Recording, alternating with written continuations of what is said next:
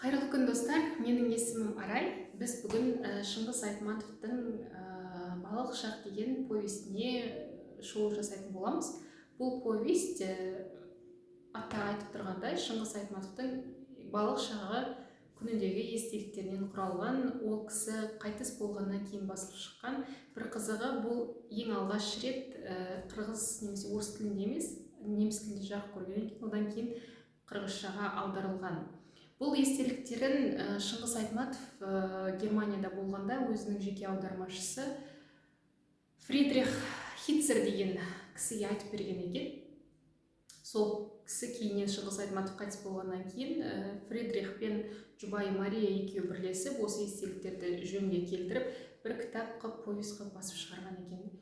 Өте қызықты мәліметтер, деректер, себебі мен бұрын Шыңғыс Айтматовтың өзінің шығармаларын оқығанмен өмірбаянымен ешқашан таныс болмаппын. Және бұл жерде бұл автордың бәлкім өзіне ғана аян болған кейбір мәселелерді осы жерде ашып көрсетеді. Біріншіден, бұл кісінің өмірбаянын мен білмеймін, бірден ойыма Шерхан Мұртаза келді. Тура сол кісінің жаңағы Ай мен Айша романы мен бұл кісінің балалық шақ естеліктерінде өте ұқсас жолдар бар екен. Себебі тіпті географиялық орналасуының өзі біз білеміз де, Шерхан Мұртаза ол Жамбыл облысынан. Бұл кісіде қырғызстандық болғанмен жаңағы Қазақстанмен тығыз байланысы бар. Өте алыс жер емес, Талас ауданы дейді өзі Қырғызстанда, бірақ Қазақстанның шекарасына өте жақын. Жамбылға барып келіп оқыған, әкесі Әулиеатада орыс мектебінде оқыған Шыңғыс Айтматовтың. Сондықтан Қазақстанмен тығыз қарым-қатынас әрі рухани, әрі географиялық байланыстарын осы біз повесть арқылы көре аламыз. Және де мен бір айта кеткім келетіні, бұл повесті оқи отырып мен түсіндім, біз Шыңғыс Айтматовты қырғыз жазушысы деп емес, қырғыз қазақ жазушысы деп емін еркін айта алады екенбіз. Менің айтайын дегенім бір мәселе осы еді. Оның тағы да алып қосарым болса, бұл кісі енді әкесі халық жауы болып сотталып кеткен екен. Бэкграунд дейміз ғой. Шыңғыс Айтматов енді неліктен ұлы тұлға болды? Ұлы тұлға болу үшін де оған бір белгілі бір фундамент керек қой. Ондай фундамент әрине Шыңғыс деген ұлы жазушының бойында болған. Себебі ол өте жаңағыдай интеллигентті, зиялы, көзі ашық әулетте туған, әкесі орыс білімін алған, жоғары қызметтерде жұмыс істеген, өзі мектеп табалдырығын жаңағы Андижанда ғой деп шатаспасам, сол жерде оқыған шамалы. Шыңғыс одан кейін Мәскеуде орыс мектебінде оқыған. Яғни оның бастамасы ұлы жазушы, ұлы тұлғаға айналуының өзі де белгілі бір фундамент бар еді. Яғни ол әкенің тәрбиесі, ананың қанымен келген, ананың сүтімен келген, әкенің қанымен келген белгілі бір фундамент бар. Енді ондай фундамент бар жерде анау-мынау тұлғалар жетілмейтіні белгілі. Өкінішке орай 37 жылы ол да репрессия құрбаны болады әкесі. Одан кейін әкелерін қайтып көрмейді, Мәскеуде оқып жүреді. Бір күні НКВД әкесін алып кетпей тұрып, әкесі бұларды пойызға отырғызып, 4 баланы, әйел бала шағасымен Қырғызстанға қайтарып жібереді. Енді ең бірінші естелігі, ол қызық менің есімде қалғаны, бұлар ең алдымен әкесі қызмет бабымен жалғыз өзі кетеді ғой Мәскеуге, артынан семьясын алдырады қасына. Сол кезде бұлар әлі 3 бала туған, 4-ші қарындасы дүниеге келмеген. Пойызға, Мәскеуге пойызбен барады. Ең алғашқы көрген теңізім Арал теңізі дейді. Жаңағы арнасынан асып тасып жатқан Арал теңізі, көл көсір Арал теңізі. Менің әлі күнге дейін есімнен кетпейді дейді. Сол станцияға тоқтаған кезде балық сатқан балалар алдымнан, қазақтың балалары алдымнан жүгіріп шықты деп айтады осы кісі. Және де ол Арал теңізінің тартылып қалуының үлкен бір трагедия екенін, яғни адамзат баласының трагедиясын екенін бүйтіп астын сызып тұрып көрсетеді осы естелігінде. Сол одан кейінгі тағы бір қызықты деректер, ол өзінің алғашқы шығармаларын қалай дүниеге келді, сол туралы айтады. Мысалы Жәмила, оған алғашқы мысалы КСРО дәрежесінде немесе халықаралық дәрежеде оған бір танымалдылық алып келген. сол шығармасы мысалы кейіпкерлері кім болды, немесе бетпе-бет повесті өзі жаңағы Мәскеуде Максим Горький атындағы әдебиет институтында оқып жүргенде жазған бетпе-бет повестінің мысалы кейіпкерлерімен ол өмірде болған адамдар, тіпті ол прототиптардың атын тіпті өзгертпей сол қалпында бере салған. Халық тіпті оны таниды да, біледі де, мысалы өзі араласып жүрген адамдар сондай повесттарды қалай дүниеге келді, қай кейіпкерлермен қандай ортада танысты, осының бәрін егжей-тегжейлі баяндайды.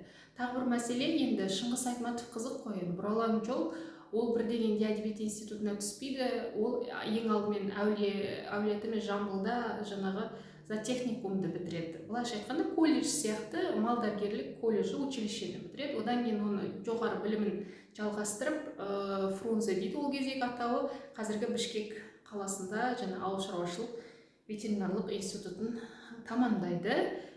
Мал дәрігері болып жұмыс істейді, жаңағындай елді аралайды, тіпті мал будандастыру процесіне, және малды асыл тұқымдандыру, будандастыру процесіне араласады. Сырт елдерден мысалы асыл тұқымды мысалы бұқаларды, әртүрлі мысалы сиырдың етін немесе сүтін арттыратын белгілі бір әрекеттерді жасау үшін осындай будандастыру процесіне де араласады. Сондай кезеңдерде мысалы басынан өткен оқиғалар, жаңа мал әкеліп жатқан дальнобойщиктармен бірге жүреді, ол КамАЗбен мал тасиды, мысалы анау Россиядан алып келеді, керемет десек мысалы қалмауыр сиырлар деген сияқты сондай бір сүтті немесе етті сиырлардың бұқасын Қазақстан немесе Қырғызстанға алып келіп, сол жердегі тау сиырмен будандастыру үшін, сол кезде дальнобойщиктардан, жаңа КамАЗ жүргізушілерден естіп қалған әңгімелерінің біреуі ол біздің қызыл орамалды Шынарым екен. Біреудің тракторшының махаббаты деген сияқты, бұл жерде бір КамАЗистің махаббаты, бұл соны әдемілеп көркем түрде қағаз бетіне түсіреді. Біз қызыл орамалды Шынарымды білеміз, жолдасы жаңағыдай жүргізуші болады, бірақ өкінішке орай мысалы олардың махаббаттары баянды болмайды, басында керемет болып басталып кеткенмен. Немесе Шынарым менің шырайым деп айтып жатады.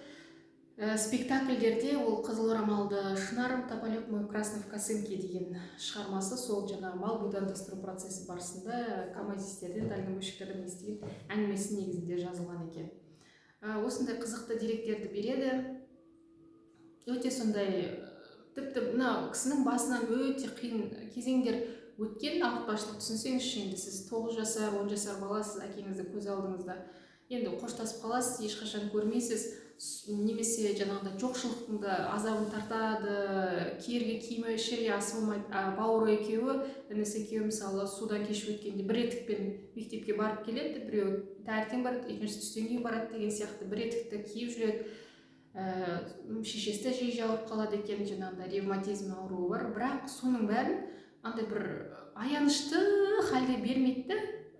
Басымнан өткен осындай кезең, бірақ басқа салғанға не істейсіз, бірақ осындай еді, халық осындай қиыншылықты осылай көтеріп едік, менің туысқандарым сол кезде осылай демеу болды, мен осылай қолдап еді, мен осының арқасында осылай жетілдім деген сияқты бір андай позитивті ракурстан баяндайды. Маған сонысы ұнады. Әйтпесе ой, жапа шекті, қор көрдік деген бір жылау нотасы естілмейді да, сондықтан бұл естеліктер өте жеңіл оқылады. Ал былай қарап тұрсаңыз, егер сіз сол екінші дүниежүзілік соғыста болсаңыз, репрессияны көрген адамдар болсаңыз, және де бұл айтады, бізді де халық жауы, халық дұшпанының баласы деп көзге түртпек дейтін дейді. Бірақ соның бәрін белгілі бір тәжірибе ретінде қарастырып, әдемі көркем түрде естеліктерін жеткізген. Сол менің айтайын дегенім. Енді тағы да алып қосатын болсақ, бұл кісі енді гуманист қой, өте гуманист. Мен бір ұмытып бара жатқан бір сәтім. Біз білеміз, Шыңғыс Айтматов көп шығармаларын орыс тілінде жазған. Мен бұл кісінің өмірбаянын, повесін оқымай тұрып, менде мынандай күдік болатын. Неге бұл кісі орысша жазады?